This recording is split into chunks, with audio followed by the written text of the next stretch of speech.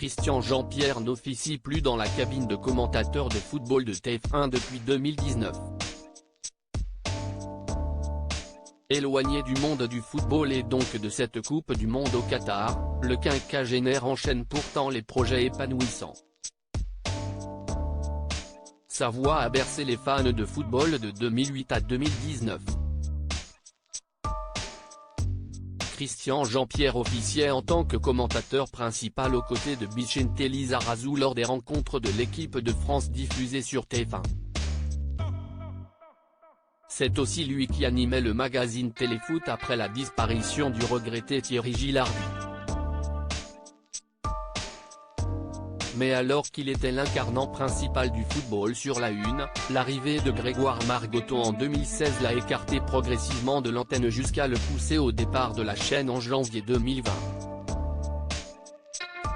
Christian Jean-Pierre, 30 ans de service à TF1. Christian Jean-Pierre comptait une trentaine d'années d'ancienneté au sein de TF1 avant son départ.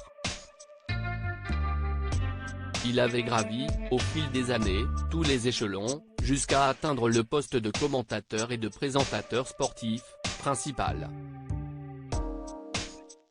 L'arrivée, en provenance de Canal+, de Grégoire Margoton, catégorisé pour beaucoup, comme une référence du milieu, après avoir commenté le championnat de France de Ligue 1, a sonné le moment de son éviction. On m'avait dit, ça va être terrible, tu vas tomber en dépression, prends-toi un psy.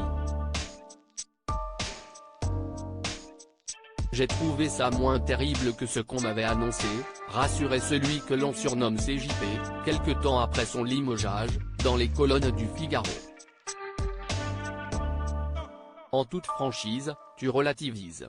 À un moment, les gars qui font de la télé, il faut aussi prendre du recul, se détendre et dégonfler le ciboulot. Il n'a pas le temps de s'ennuyer. Si Christian Jean-Pierre a aussi vite tourné la page, c'est aussi parce que sa vie professionnelle est aussi dense que chargée. Le journaliste n'oublie pas son premier amour de la télévision puisqu'il a confectionné, comme tous les ans, le documentaire autour des coulisses du concert des Enfoirés. Il a aussi signé son premier gros projet autour des Invincibles d'Arsenal, dirigé à l'époque par Arsène Wenger, son ami et ex-acolyte de TF1. Un documentaire que ce dernier a d'ailleurs beaucoup apprécié.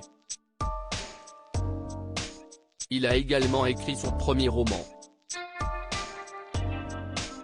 2026, Le monde où le football devient américain, qui est un roman fiction paru en 2021 aux éditions Solar. À lire aussi Coupe du Monde 2022, qui est Saber Desfarges, le journaliste bord terrain de l'équipe de France sur TF1.